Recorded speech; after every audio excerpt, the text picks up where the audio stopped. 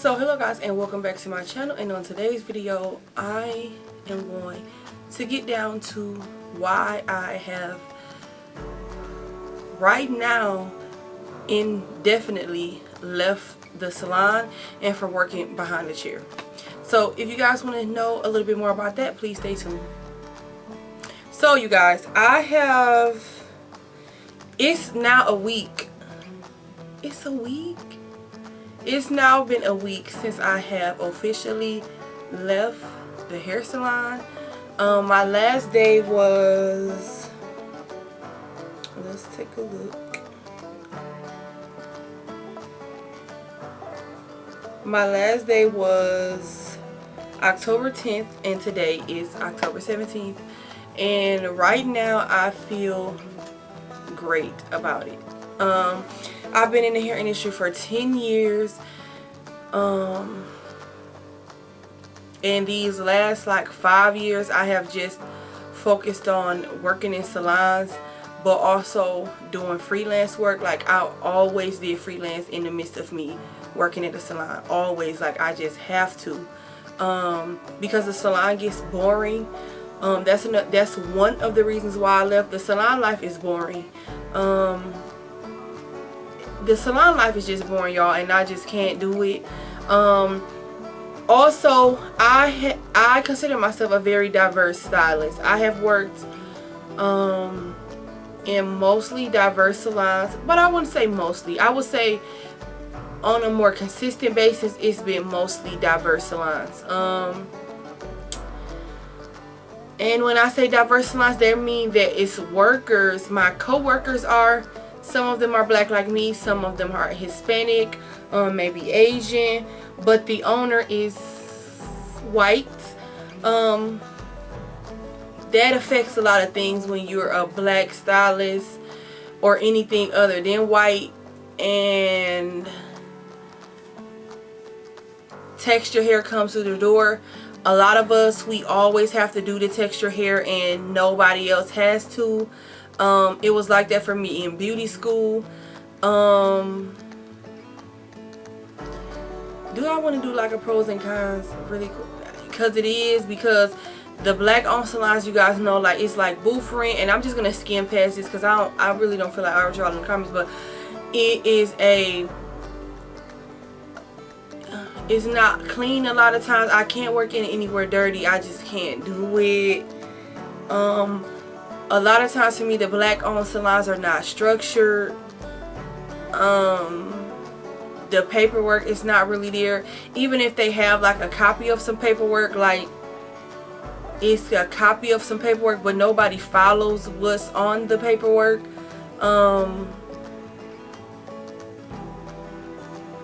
It's just not my ideal place to work. So I just ended up leaving. You guys know I have been to a lot of salons, and I have came on here in other videos, and if they're still up, because I kind of like clean my YouTube page off, and if I can still find them, I will link them in the cards and down below. Either there were white owned salons, so that's something, you know, because a lot of the white owned salons owners, they don't understand our texture, they don't understand why and how we do certain things. Or they just like racist a little bit, sorry to say, but it's like racism going on in the building. There's not like intentional, like, you know, calling us the N-word, but you guys know, like, and the black owned salon, it's not structured, it's dirty, it's like everywhere stuff, you know, it's just like all over the place. You know, some people come in dressing professionally, some people don't. When you in a booth rental setting, it's just my last salon was okay. I feel like now, since the pandemic, I have to think strategically a little bit more. I'm strategic with mostly everything I do. Even if like I plan and something don't go as planned, I really know how to, like, okay, well now I have to look at this, or let's look, you know, get some information on it is so where it makes sense for me. But you know, I'm tired of like taking breaks when somebody else want me to take a break. I'm tired of, you know, like certain things other people do. It's just, you like, why are we doing certain stuff this way? It may be the hard way they doing things. You can't do hair how you want to do it. All of that combined is like annoying. I'm tired of clients too. And not like people who like I really connect with because they really know who they are, but I'm tired of certain clients, especially new clients who like, oh my God, when it come to like taking care of your hair. And because I work in diverse salons, it's really hard for me to grasp why someone who looks like me don't want to take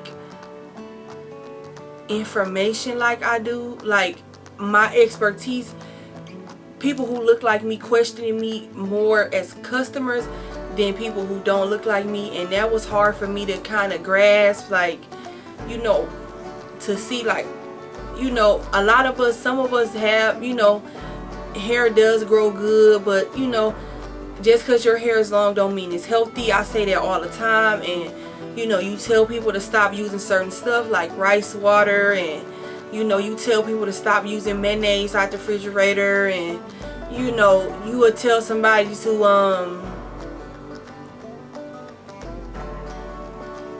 you know, you gotta wash your hair more for it to hold moisture.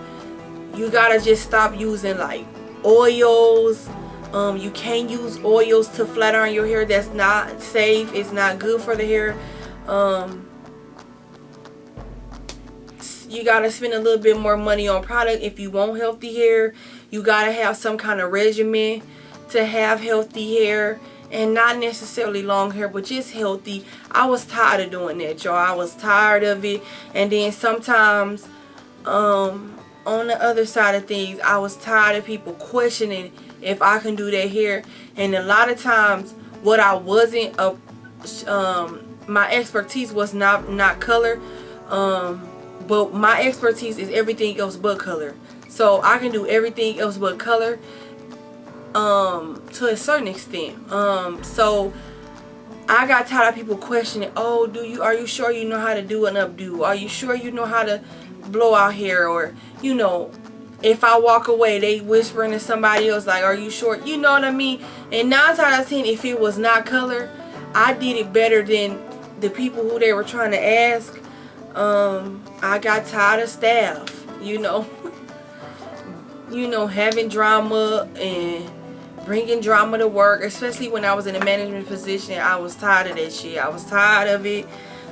That's why I was okay with me not being at the salon where I was at before the pandemic happened.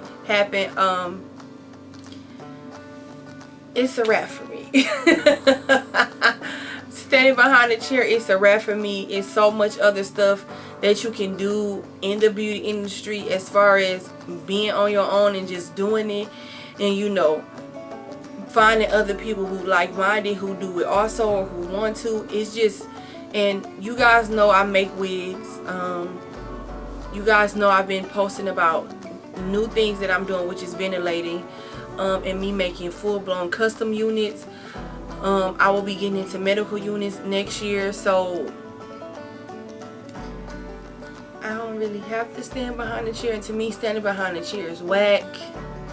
It's whack when you and then I was tired. Let me not say I was gonna say I am.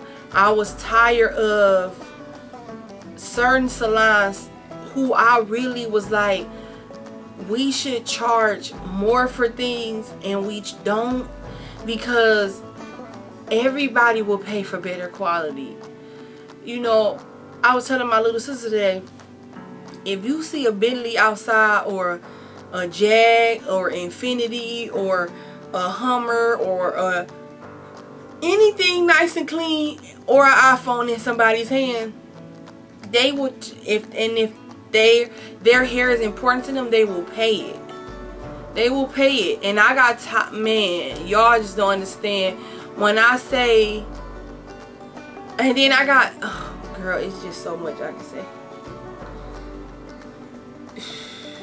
Y'all, it was just tiring. And the pricing was just like, what are we why are we especially now after the pandemic, and then after I hear people like, people know that other salons are like, you know, going up on their pricing, you know, maybe not doing promotion, which is fine, but the promotions were shitty probably anyway. And I'm like, damn, we charge less from where I was at to now, and I got tired of that because I really know that I pay a lot of, y'all, if you don't follow me on Instagram, I'm always saying I'm working on my own and going to a class or educating myself on something. I got notebooks full of just notes and notes and notes that I still go back on today from 2016. So for me to know that I pay a lot on my own, I don't need no manager, no owner, nobody telling me to take any kind of classes. I do it. I take it and I pay good money for it. And for me to know that I do that and I'm really not getting the money on the back end, it's like, for what then? You know, I can make a few $100s a week on my own. And that's just me being honest. Or why not go, I can go work somewhere, just sit behind a desk. Or now it's so many at home jobs where I can do that and do what I want to do and make extra money. So it didn't make sense for me financially. I ain't gonna get into it. But people's hourly pay, no, like, baby, I couldn't take dog with some of these people, what they paying certain people, like, So that's why I left the salon. Right now I'm happy. It's been one full week of not working at the salon and knowing that working at a salon is not where I'm going back to. I just can't do it. And this video I'm making, I was always gonna make it, but it's really in support too of Sindal. She's been doing videos for a long time. Sin made a lot of money, you know, and I'm not counting her pockets or nothing, but I can tell, like, who made, like, I can just tell being in the industry, the lady ate good, okay? And when she was by herself, she did what she's supposed to do, and and then another, oh my god, let me finish. So yeah, Sin did this video. I'm finna have to edit the shit out of it, but she made a video,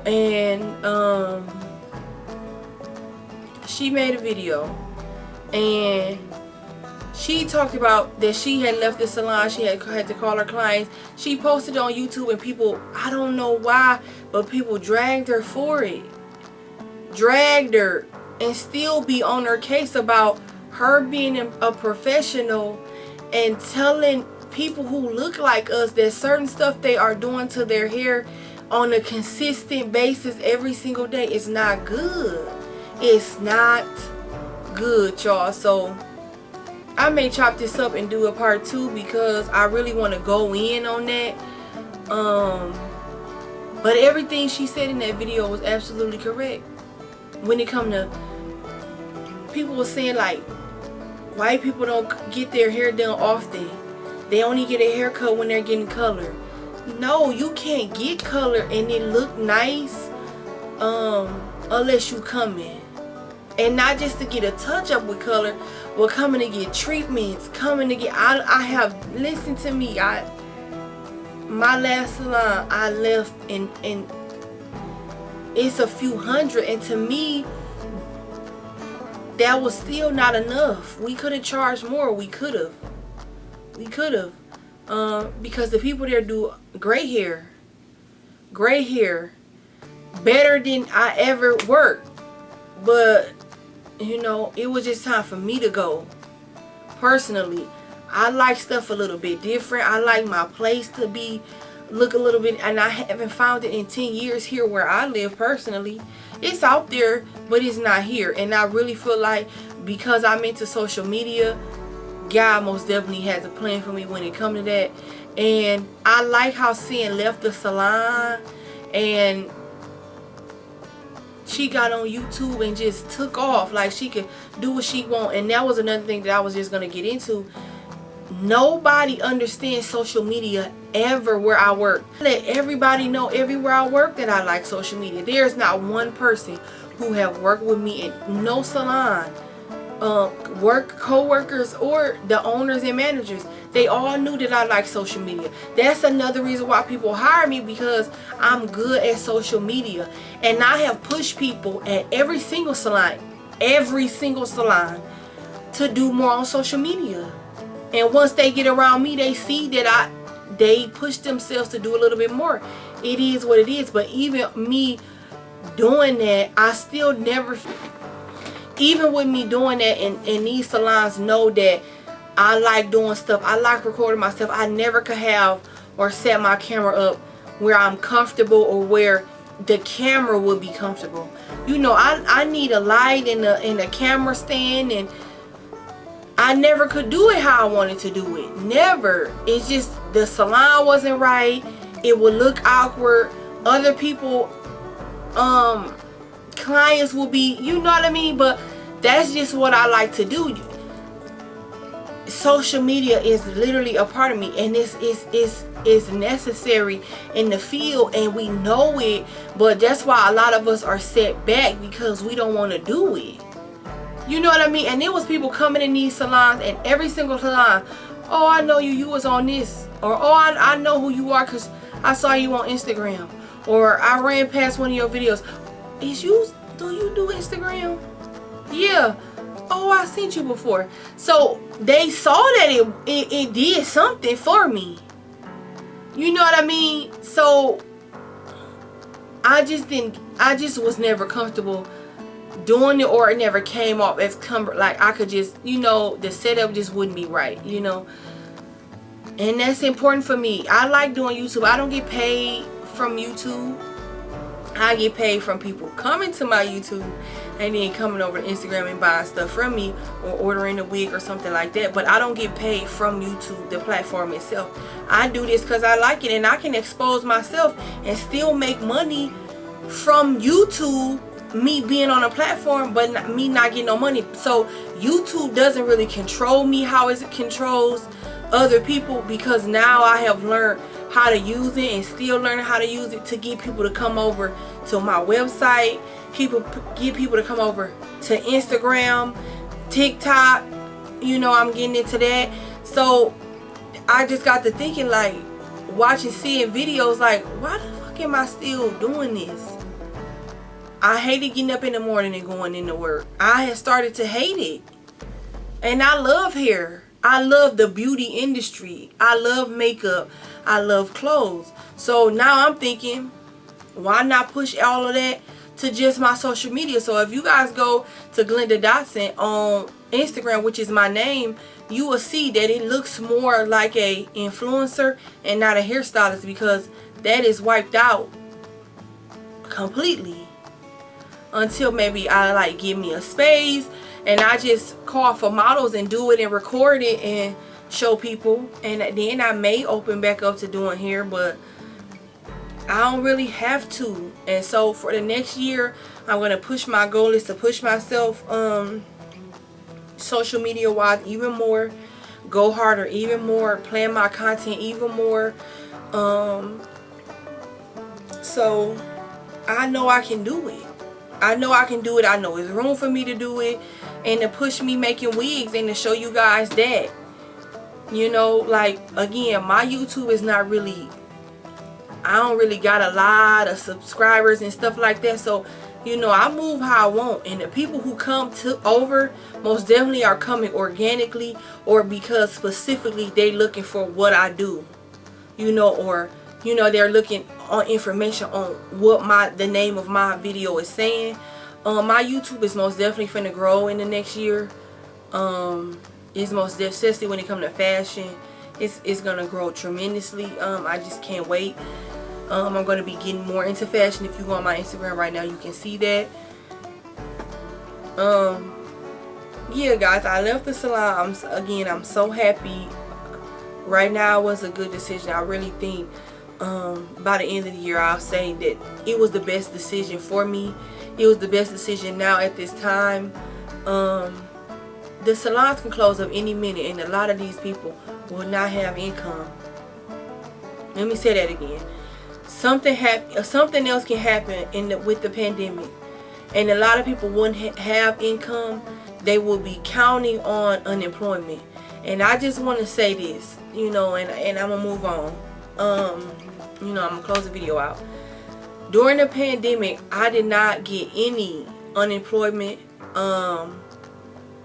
I had other streams of income coming in, and I pushed wigs hard during the pandemic, and I made over $1,000 while we were shut down, which was what, 2 months, 3 months.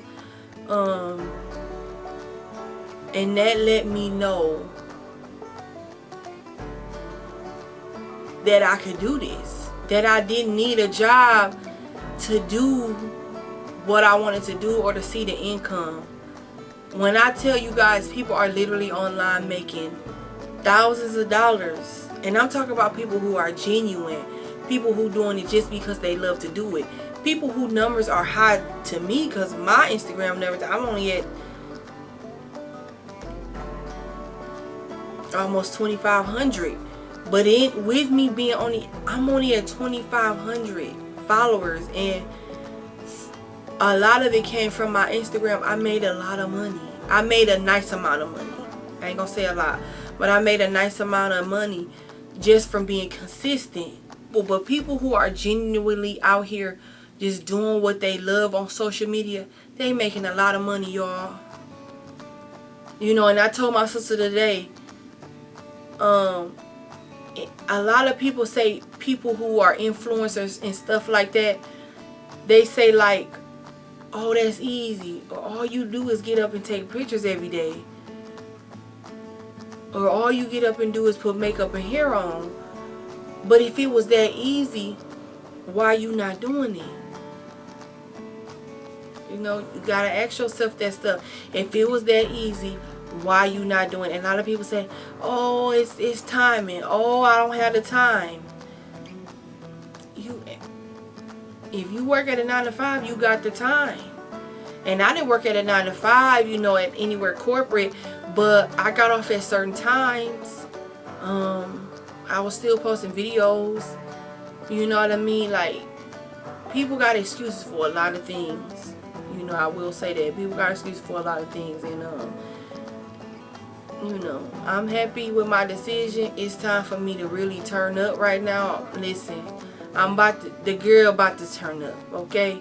So, I hope you guys are ready to be on a ride with me. It's going to be amazing. It's going to be amazing to just see me from now to, you know, a year from now, the end of the year in 2021 right now, me coming to make this video and really telling you guys like how far I've came. I've came far so far, you know. Just being consistent and really planning and knowing what I want. So yes, you guys, I am no longer in the salon. I will not be going back. I don't plan on going back. I am retired from hairdressing. I do still make wigs and I do my lace repairs, and I'm okay with that, okay? And I'm finna get into this influencer bag. Trust me, I'm about to get into it, and it's gonna be with me having integrity, doing what I love. So my numbers may not be high, but listen, the bag will still be coming, trust me.